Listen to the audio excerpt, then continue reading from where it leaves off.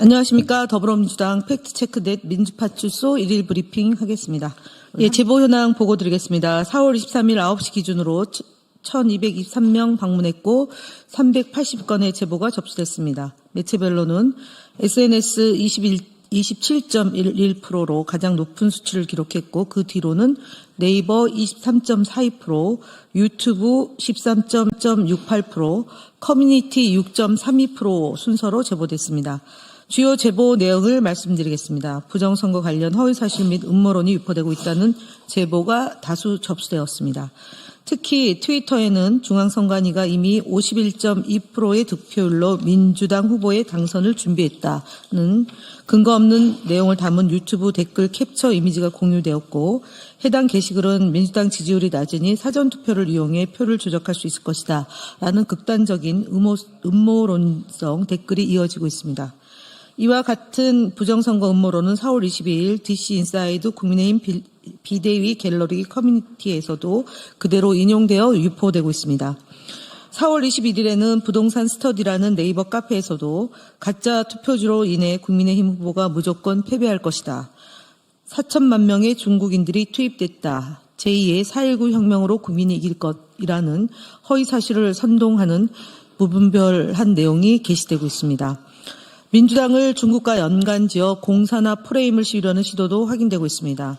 4월 22일 DC인사이드 국민의힘 비대위 갤러리에서는 민주당이 중국인을 위한 일자리를 한국인이 넘보면 형사처벌하는 법안을 발의한다는 터무니없는 내용의 게시글이 유포되고 있습니다. 불법 선거운동이 의심되는 카톡 단체방에서는 여전히 내란을 옹호하는 선동이 이루어지고 있습니다.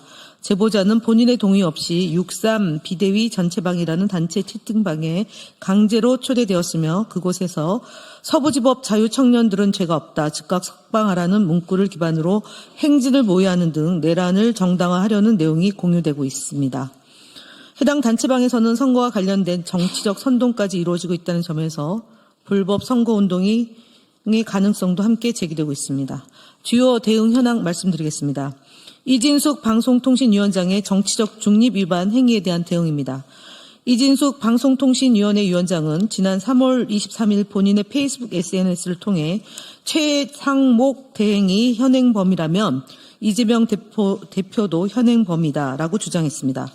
방송통신위원장이 4.3 재보궐선거 기간에 4.2 재보궐선거 기간에 정부 여당을 편들고 야당을 비방하는 등의 행위로 명백한 정치적 중립을 위반한 겁니다. 이는 선거법과 국가공무원법을 위반한 행위입니다. 이뿐만 아니라 이진숙 위원장은 3월 5일 인터뷰를 통해서 자신의 탄핵 심판은 민주당, 민노총, MBC 대 이진숙의 싸움이다는 정치적 중립을 위반하는 발언도 이어졌습니다. 우리 국민소통위원회에서는 이진숙 방송통신위원장의 선거법, 국가공무원법 위반 혐의에 대해 경찰 고발을 대응하고 있다는 점 말씀드리겠습니다. 언중위 제소 및 심리 결과 등 언론 대응 현황 보고드리겠습니다. 스카이데일리가 운영하는 유튜브 채널 스카이데일리 TV의 영상 중 백혜련 의원에 대한 계란 투척 사건을 자작극으로 주장한 3월 23일 영상과 이재명 후보가 대통령이 되면 한국이 중국의 속국이 될 것이라는 주장을 한 4월 7일자 영상에 대해 언론중재위에 제소했습니다. 해당 영상들에 대해서는 유튜브 커뮤니티 가이드라인 위반이며 구글에 별도 신고 조치도 진행했습니다. 4월 22일자 보도 수신료 통합징수 방송법 개정 KBS 암울한 미래는 공영방송 이사 추천과 관련된 사실관계를 왜곡하고 있어 이 역시 언론중재위에 제소하였습니다. 어제 진행된 언론중재위 심리 결과를 보고드리겠습니다. 먼저 자유일보 4월 6일자 보도 탄핵 인용 자신했나 이재명 헌재 선고 3개월 전 대선 캠프 꾸려는 정정 보도로 언론사와 합의하였습니다.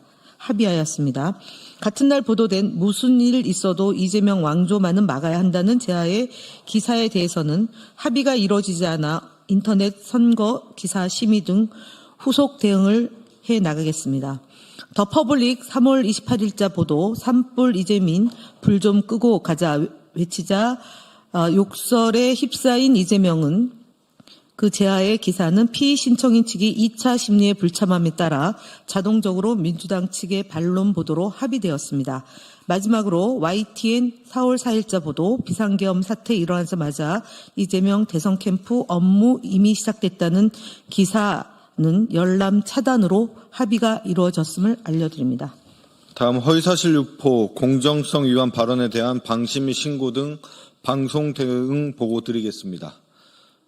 지난 4월 21일 채널A 뉴스 탑10에 출연한 한 패널은 더불어민주당 대선 경선 과정에 대한 당원과 지지자들의 반응을 논평하면서 지금 보면 지난 총선부터 정교하게 짜여진 거거든요. 경쟁자들을 다 제거한다 라는 말이 그때부터도 있었고 다 대선 주자급이 공천을 못 받거나 뭐 이런 식으로라며 마치 더불어민주당 경선에 대해 짜여진 각본이 있는 것처럼 언급하였습니다. 이는 사실이 아닌 부분에 대해 마치 사실인 것처럼 내용을 단정적으로 언급하여 시청자들을 혼동케 한 것입니다. 또한 4월 21일 채널A 김진애 돌직구 쇼에 출연한 국민의힘 각규택 의원은 저는 공대명으로 바뀔 수 있다고 봐요. 공포의 대통령 후보, 90%의 지지를 받는다. 이런 것은 숫자가 주는 어떤 공포심이 있어요. 국민들이 보시기에 과연 민주적인 정당인가, 이 후보가 정말 대통령이 되었을 때 어떤 반대의 여론, 이런 부분에 귀를 기울일 수 있을까 하는 공포의 수준까지 저는 간다고 보여집니다. 라고 발언하며 더불어민주당 이재명 대통령 선거 예비 후보에 대한 공포 이미지를 만들어 시청자들에게 부정적인 인식을 심도록 허위 발언을 하였습니다.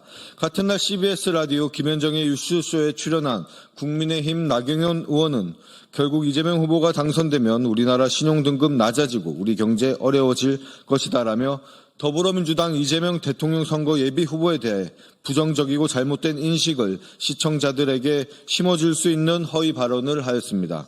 위 사례들을 방송통신심의위원회 허위사실 유포 및 객관성, 공정성 위반으로 신고 접수하였습니다.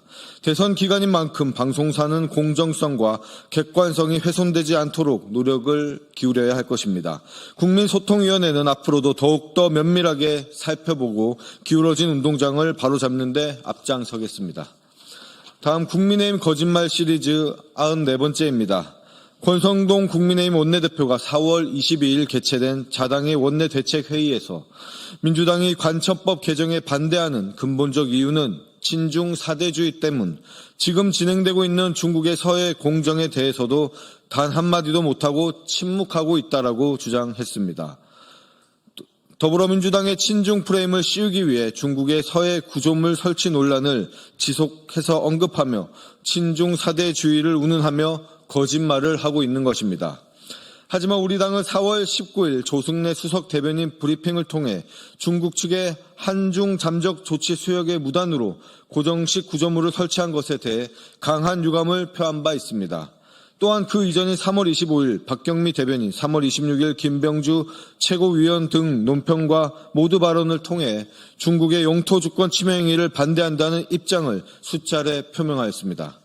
그렇게 권성동 원내대표의 한마디도 못하고 침묵하고 있다는 것은 명백한 거짓말입니다. 또한 간첩법의 경우 개정안의 국가기밀과 군사기밀 범위가 모호해 우리 국민에게도 피해가 갈 수 있다는 우려와 악용 가능성이 있어 신중히 검토하자는 입장임에도 권성동 원내대표는 친중 사대주의 때문이라는 거짓말을 하였습니다. 국민의힘은 무분별한 흑백 논리에 입각한 이분법적 외교를 탈피해 균형 외교를 통해 국가 실익을 최대화하자는 합리적 주장을 친중 사대주의로 폄훼하며 가짜뉴스를 퍼뜨리고 중국에 대한 거부 정서를 민주당에 대한 정치 공세로 활용하고 있습니다. 국익보다 정치 공세를 우선하는 국민의힘의 실태입니다. 다음 국민의힘 대선주자 거짓말 시리즈 17번째입니다. 오늘은 한동훈 국민의힘 경선 후보가 법무부 장관 시절 검찰의 특활비 자료를 무단으로 폐기한 범죄 의혹에 대해 거짓말로 은폐하려 했던 사실을 국민께 알려드리고자 합니다. 2023년 6월에서 7월경 언론과 시민단체가 검찰의 특활비, 업추비 사용 내역과 검찰이 그 내역을 무단 폐기한 정황을 상세히 공개하여 사회적인 논란이 되었습니다. 이를 두고 당시 한동훈 장관은 그해 7월 국회 법사위에서 2017년 9월 이전에는 2개월마다 자료를 폐기하는 게 오히려 원칙, 때문이라고 해명하였습니다. 하지만 이는 명백한 거짓말이었습니다. 2017년 1월 4일 발표된 기재부 예산 집행 지침에는 특활비 집행 관련 증거 서류에 대해서는 특활비에 대한 계산 증명 지침에 따른다라고 명백히 되어 있습니다. 문제가 제기되자 당시 한동훈 장관은 8월 21일 국회에 출석하여 지침이라기보다 그 당시 상황에서 교육할 때 월별로 폐기하는 관행이 있었다라고 말을 바꿨습니다. 거짓말이 드러나자 관행이었다고 말을 바꾼 것이었습니다. 검찰의 특활비 오남용 의혹과 무단 폐기 의혹은 아직까지 제대로 해결되지 않았습니다. 두 사안 모두 단순한 지침 위반을 넘어 중대한 위법 상황입니다. 검찰 특활비 오남용 상설특검 법안 처리에 여러 정당이 공감대를 형성하는 이유입니다.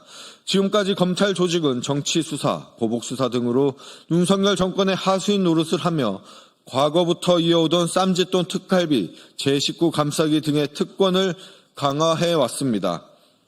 한동훈 후보는 그런 검찰 조직과 윤석열의 총화였던 인물이었습니다. 거짓말로 검찰을 감싸기 급급했던 한 후보가 부패투성이 검찰 조직을 제대로 개혁해 정상 조직으로 되돌릴 수 있을지 의문입니다. 이상입니다.